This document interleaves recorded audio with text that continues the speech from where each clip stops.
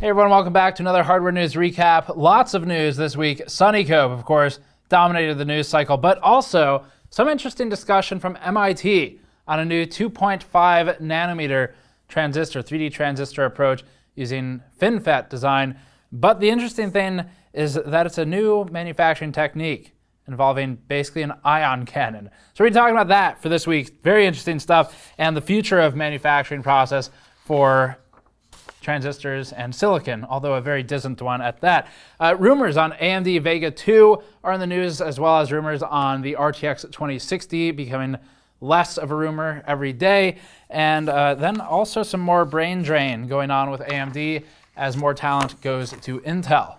Before that, this video is brought to you by MSI's MEG Z390 Ace motherboard, which primarily offers high-frequency memory support for 4500 MHz kits and tight timings tuning, but also comes equipped with a 12-phase V-Core VRM ready for the 9900K, a pre-installed I/O shield, and an infinity mirror for RGB LEDs atop the left heatsink. The RGB LEDs synchronize with MSI's Mystic Light to support RGB and rainbow LED strips using the infinity mirror to cascade lighting. Learn more at the link in the description below. Quick note before diving in, if you didn't see the disappointment build that we posted, you should absolutely go check it out. It's the most cinematic thing we've ever made, but it also has some real content in there after the cinematic opening. Maybe the editors can put in a clip from that build now or something so you can check it out. And with that, we also have the disappointment build t-shirt, which has effectively concert tour date listings of all of the most disappointing elements of 2018's hardware cycle, including things like Spectre and Meltdown, crypto mining, depleting all of the GPUs available, RAM prices, the RTX launch, Just Buy It, and the Verge PC build, which we've listed as worst PC build. So you can check that out on store.gamersnexus.net if you want to pick one up. It is a great way to support us and to commemorate the disappointing moments of 2018 by wearing a constant reminder of them. So moving on, engineers construct a 2.5 nanometer transistor. This is some really interesting stuff to talk about. Researchers from MIT collaborating with the University of Colorado, which is responsible for working on a new fabrication technique, a modified thermal atomic level etching. Working together with MIT, they have managed to build a 3D transistor coming in at 2.5 nanometers using a fabrication process that works at an atomic level. So this is of particular interest because we see Intel working towards 10 nanometer, AMD and its fabrication partners working towards 7. Quick note on that, 7 versus 10 isn't as easy as 7 is 3 lower than 10 and therefore is 3 better. There are other issues to consider, like density. You can have a 10 nanometer process that is better than a 7 nanometer process, or a 14 nanometer process that's better than a 10 nanometer process, depending on the architecture, the density, and things like that. So it's more than just the number in nanometers. It's more than a numerical difference to consider.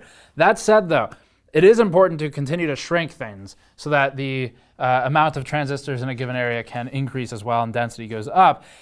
And this is a topic we discussed probably in about 2010 with a former Intel employee who worked on the TikTok cadence when it was first created. And he had noted to me in that interview that there was at the time a clear line down to 8 nanometers, he thought, and after that we would have to use ion cannons by his description of them to me. And that turns out to be looking pretty accurate, actually. So what they've got here, in order to do this new approach, the researchers use 3D transistors. They use FinFETs, which many of you are likely familiar with, and they stand vertically like fins, hence the name FinFET. It's kind of got a fin on the end, helps with leakage and things like that, and we've discussed all of that in the past as well. The fins are thousands of times thinner than a human strand of hair, and to create these smaller FinFETs, the team is using a modified thermal ALE, or atomic level etching technique, and the result is FinFETs as narrow as 2.5 nanometers. This theoretically makes them more efficient than commercial counterparts, from what the MIT report said. MIT's website does a great job at describing the process, writing the following. Microfabrication involves deposition, growing film on a substrate, and etching, or engraving patterns on the surface. To form transistors, the substrate surface gets exposed to light through photomasks with the shape and structure of the transistor. All material exposed to light can be etched away with chemicals, while material hidden behind the photomask remains. The state-of-the-art techniques for microfabrication are known as atomic layer deposition, ALD, and atomic layer etching, ALE. In ALD, two chemicals are deposited onto the substrate surface and react with one another in a vacuum reactor to form a film of desired thickness, one atomic layer at a time. Traditional ALE techniques use plasma with highly energetic ions that strip away individual atoms on the material surface, but these can cause surface damage. These methods also expose material to air, where oxidization causes additional defects that hinder performance. And the researchers here believe that the method could be migrated or integrated into existing fabrication processes, and the real-world impact would be in the form of denser chips, higher performance, and potentially increased yields. So it's a very interesting article. We would encourage you to check out the rest of it if you want to learn more about the future of this technology, and we'll have it linked in the show notes in the description below if you want to check that out from mit.edu. And it is just kind of set the expectations here. This isn't something you should expect in a CPU tomorrow or next year or in 2 or 3 years. It'll be many, many years away, but the research has to be done in order to ever integrate into some kind of commercial application. So really cool stuff to see. Sunny Cove, we'll just recap this. If you've missed our videos on Sunny Cove, the most pertinent one for you to check out would be our discussion with David Cantor, a technical analyst in the industry, runs Real World Tech, and is one of the leading experts for any kind of CPU analysis, especially third party. So you should check that out, but we'll recap some of it here. Intel also silently launched the B365 chipset that was not discussed at the Sunny Cove event, and then they did discuss the Gen 11 and Xe graphics, not DGPUs, but IGP stuff that's still pretty interesting, along with a hybrid x86 approach to design. Intel's Architecture Day was a pretty major event. They don't really do Architecture Days that actually in years from what we can remember here, but so it's good. It's good to see Intel getting a grip back on what's going on and acknowledging that they need to engage to try and assure everyone that this 10 nanometer stall won't happen again. And at this event, it was densely packed with things like Sunny Cove and the new IGPs and eventually a DGPU approach, probably. But DGPUs were not explicitly discussed at the event, aside from a passing note that, well, they're not here. But so if you were waiting for that and for Arctic Sound, sadly that news did not come to be. It's a couple years away though. Intel themselves noted a 2020 window for an unveil of a DGPU when they did their Set Your Graphics Free campaign that they did a while ago. So for the major announcements here, there's the new Sunny Cove microarchitecture for the core architecture. This is contained within the greater Ice Lake product that you've likely heard about in the past, but is technically different by definition of Sunny Cove being explicitly the core. There's also the Xeon and the Core series chips that will bear Sunny Cove, and later I believe they were Willow Cove and Golden Cove. And further, Intel made announcements for the new Xe graphics brand and also hybrid x86 CPUs. So not related to Intel's Architecture Day was the B365 silent chipset release, if you didn't already see that one. So Intel pulled the wraps off of Sunny Cove here. This is something of a clean slate architecture for the company. It's been stuck on Skylake for years now and stuck on 14 nanometer for years. To Intel's credit, 14 nanometer has had significant uplift to a point that it's really pretty impressive, moving from 4.2 gigahertz to 5.0 plus, depending on if you count overclocking or not. But if you don't, still 4.2 to 5.0, 14 nanometer is pretty darn good. But it's not exciting, and it has stalled Intel's progress to a point where AMD has been able to catch up in a significant fashion, something that up until Ryzen's launch was really not something that we would expect, because the FX series was just not competitive in the ways that Ryzen is. So Intel now has to get moving on this. And the new architecture is tied to a new, smaller process node. Intel has since deviated from TikTok for years now, but they're still pushing. And Intel has a massive roadblock with a shrink to 10 nanometers. They're stuck with 14. And thus, Sunny Cove is the first of 3 new architectures in Intel's roadmap that are designed to be portable between nodes and will be Intel's first raw IPC increase since Skylake. Sunny Cove will debut on the 10 nanometer node and is slated for the first half of 2019, although it isn't clear which chips the architecture will accompany. For our part, we did speak with representatives at the Intel event. It sounds like mobile's getting an immediate focus from what Raja Koduri was telling us, and desktop will be a bit later. But this is all stuff that will be coming out over the next year or two. So interestingly, Sunny Cove chips will be paired with Gen 11 graphics as well, and will be branded as, well, maybe not publicly, but will be Ice Lake functionally. Something that Jeff Kampman from Tech Report noted when he took a photo of the heatsink that was labeled ICLU, even though Intel was not officially calling it Ice Lake. So accompanying this launch of the Gen 11 graphics engine is an increased count of execution units, significantly from 24 to 64, with the compute performance seeing an increase as well, pushing Intel into a higher class of performance to about 1 teraflop now. When we saw the demo, we have some B-roll of it, we'll play it on the screen. Intel was showing a Tekken demo, where on the left side you have the, or at least camera left, you have the new Gen 11 graphics, and then you have the old IGP graphics versions. Now these demos are interesting, but the graphic settings matter a lot to understand if they actually mean anything. When we looked at the graphic settings, they were 1080p at 85% resolution scaling, which is odd, to say the least. So it's basically 918p, which isn't a thing, but that would be your functional resolution. And the graphics quality settings were high for anti-aliasing and medium for everything else. That's something we checked in the graphic settings for each device. They were set the same. So it was a fair comparison. It was just an odd choice of resolution. But it's an undeniable improvement. It's just whether or not that will compete with things like APUs or low-end DGPUs that'll matter, and how much it moves the price target for the low-end CPUs that have those IGPs integrated. Intel is also finally moving to implement adaptive sync, something it talked about years and years ago. It won't require any external hardware and will be compatible with FreeSync monitors. Beyond Gen 11 is Intel's new Xe graphics brand, which will take the company into discrete GPU territory at some point. Details are scarce. Intel mostly teased this more than anything else. However, it seems that with Xe, Intel is aiming for scalability, hinting that they intend to design GPUs ranging from integrated solutions all the way to mid-range and enthusiast discrete GPUs, even targeting data center. These designs will all likely be underpinned by the same architecture, and Intel also reaffirmed its plan to bring discrete GPUs to market by 2020.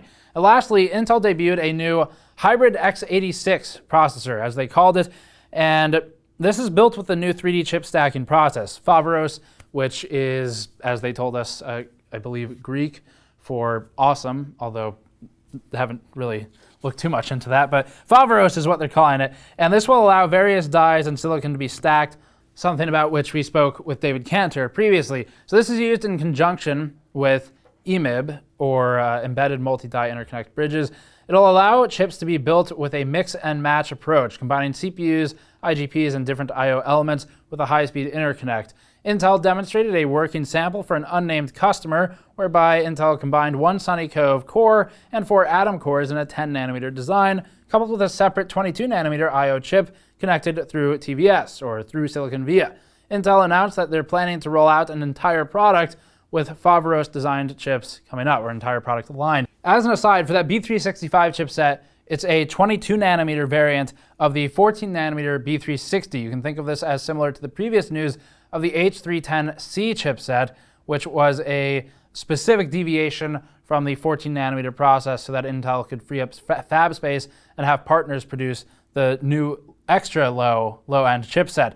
But B365's bit news, it uses the Kaby Lake PCH. It's no doubt another move to free up fab space as Intel waits to try and get to its new architectures on the horizon, because 14nm is still in short supply and it's beginning to impact sales, or at least the pricing, in a significant way, to the extent that Intel has removed about 2 million units from the DIY channel and moved them over to OEMs and SIs instead. So Intel is continuing to struggle to meet 14nm demand, but at least there is a target on the horizon for relief.